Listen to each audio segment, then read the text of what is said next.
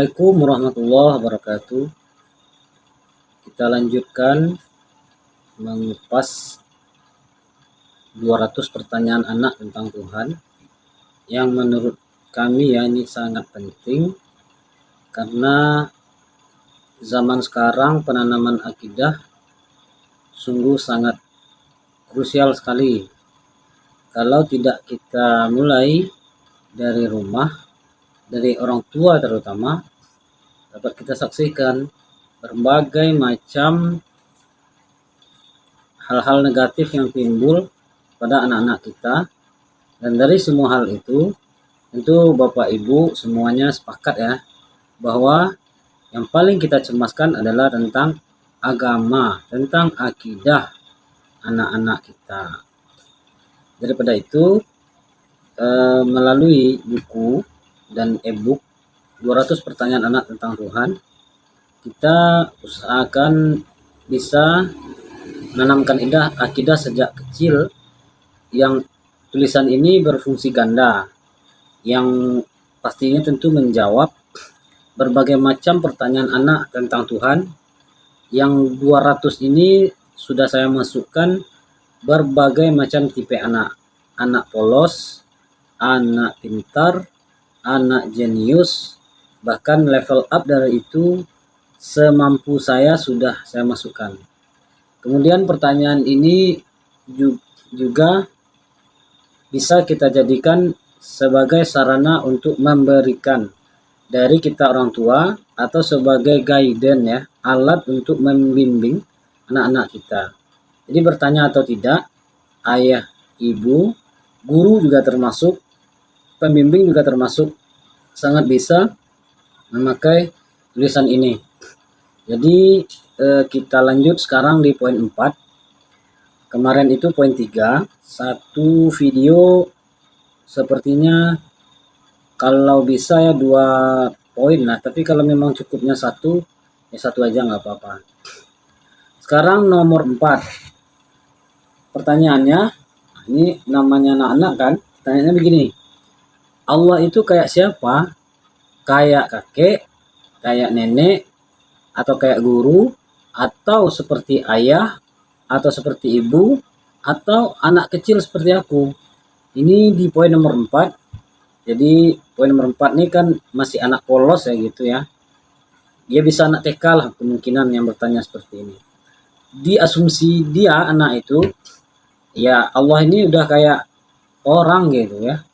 Allah kayak kakek katanya, kayak nenek, kayak guru, atau kayak ayah ibunya, atau kayak dia menanyakan sangat polos kali ini. Kalau kemarin itu agak liar ya. Anak ini bertanya apakah Allah itu laki-laki perempuan. Sudah kita jawab di video sebelumnya. Yang belum tonton silahkan ditonton. Dan sekarang kita masuk ke poin nomor 4. Anak ini sangat polos sekali. Apakah Allah itu kayak kakek, nenek, guru, atau seperti siapa? Jawaban singkat kita sebagai orang tua adalah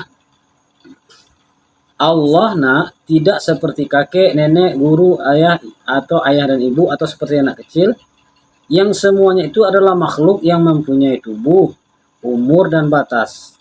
Sedangkan Allah maha suci dan berbeda dari semua makhluk yang punya tubuh, punya umur, dan terbatas itu. Allah tidak lahir Allah tidak tumbuh, Allah tidak menjadi tua, Allah pun tidak mati. Allah adalah pencipta. Semua yang diciptakan ini adalah penciptaan Allah. Allah maha mengetahui, maha kuasa, dan selalu menjaga ciptaannya tanpa pernah lelah. Seyogianya dengan jawaban singkat ini sudah bisa memahamkan anak. Kalau tidak juga, kita kasih contoh. Nah, kamu punya bayangan di cermin kan? Bayangan itu terlihat seperti kamu, tapi bayangan bukan kamu yang asli. Allah tidak seperti bayangan, tidak mirip manusia sama sekali. Allah pun tidak sama sekali. Allah menciptakan manusia, tetapi Allah tidak menyerupai ciptaannya. Ini dicontohkan bercermin gitu, maksudnya kalau kita suruh anak bercermin, kemudian bayangan, kan dia ada bayangan yang memantul di cermin. Ya kira-kira begitulah, tapi yang bayangan itu kan bukan anak itu, kira-kira begitu kita mencontohkan kepada anak. Kemudian di poin selanjutnya adalah penjelasan logika. Penjelasan logika ini begini. Semua makhluk memiliki ciri yang sama. Semua makhluk memiliki ciri yang sama, memiliki tubuh, memiliki bentuk, ada umur, ada batas. Anak kecil, tubuh jadi dewasa, orang dewasa bisa lelah, bisa tua, bisa meninggal. Jika Allah disamakan dengan manusia, kakek nenek sesuai pertanyaan anak tadi, Allah akan memiliki keterbatasan seperti makhluk. Nah, ini penjelasan logika. Ini sudah kena di sini harusnya ya. Sudah bisa Bapak Ibu mengelaborasikan ke anak. Kalau Allah itu seperti kakek nenek yang bisa lelah, bisa tidur, bisa ngantuk, bisa mati. Sementara Allah itu tidak begitu. Itu memutus pertanyaan anak. Kalau mau lebih detail dan dalam, kita sebutkan sifat wajib Allah mukhalafatul hawadis. Ini penetapan sifat 20 ya. Dan penolakan mumatsaluhu lil hawadis. Penetapan tadi mukhalafatul hawadis berbeda dari setiap makhluk. Ya, ini sudah untuk orang tua nih tentunya. Ini sudah bisa meng-clearkan bahwa Allah itu tidak sama dengan makhluk. Kalau sama dengan makhluk berarti Allah lelah, Allah bertubuh, Allah punya badan, Allah tua, Allah mati. Enggak seperti itu. Oke. Kalau mau dalil ini bisa baca sendiri di Quran surat Asy-Syu'ara ayat 11. Allah pencipta langit dan bumi, Dia menjadikan bagimu pasang-pasangan dan jenismu sendiri dari jenis pasangan-pasangan pula. Dia menjadikan kamu numpang biak dengan cara itu. Tidak ada sesuatu pun yang serupa dengannya. Dia maha mendengar lagi maha melihat. Penjelasan ayat. Ayat ini menegaskan bahwa Allah tidak menyerupai apapun. Allah tidak sama seperti manusia dan makhluk lain. Namun tetap maha mendengar, maha melihat tanpa bentuk, alat dan batas. Hadis riwayat Muslim nomor 135 ya. Manusia akan terus bertanya tentang ilmu sampai mereka berkata, ini Allah yang menciptakan kita. Lalu siapa yang menciptakan Allah? Hadis ini menegaskan bahwa Allah tidak sama dengan makhluk dan tidak boleh diserupakan dengan manusia atau makhluk apapun. Oke, baik Bapak Ibu. Kemudian kita ke kesimpulan. Kesimpulan, Allah tidak seperti siapapun, tidak menyerupai kakek, nenek, dan lain-lain. Kemudian Allah itu tidak bisa dibayangkan seperti manusia memiliki tubuh dan batas.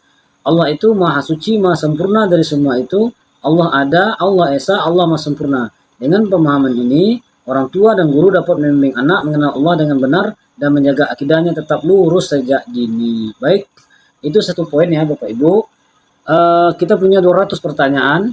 Di satu poin kira-kira segitu. Jadi kalau manfaat menurut kami penulis ini sangat manfaat. Bapak Ibu boleh dipesan ini melalui Linkit ya. Linknya tersedia. Rasanya harga 60-an tidak apalah ya. Tidak mahal lah.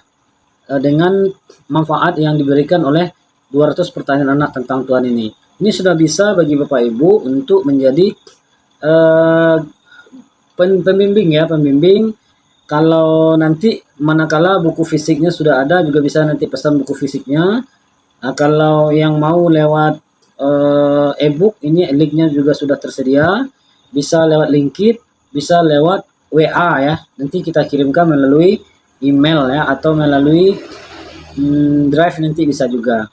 Halamannya ya sekitar 400-an halaman ini. Baik Bapak Ibu, terima kasih banyak. Jadi kalau merasa memang akidah ini penting dan kita orang tua jangan sampai salah, jangan sampai acuh saja tentang akidah anak. Salah satu usaha kita, mari gimana ya? Saya tidak memaksa tapi mengajak saja. Coba digunakan ini karena punya fungsi ganda, bisa sebagai pertahanan, defense untuk menjawab pertanyaan anak, apapun pertanyaannya, ataupun sebagai guidance ya untuk jemput bola bagi kita. Menjelang tidur boleh dibacakan ini 1-2 pertanyaan untuk anak-anak, Bapak Ibu terangkan dengan sebaik mungkin. Tidak mesti literlek pertanyaan anak, cari aja di 200 pertanyaan itu rasanya ada, nanti bisa disesuaikan aja. Dalil juga sudah lengkap kita kasih, plus contoh juga, plus penjelasan logika juga. Mudah-mudahan bermanfaat bagi Bapak Ibu. Silakan pesan melalui link atau melalui WA yang sudah tersedia. Banyak maaf. Assalamualaikum.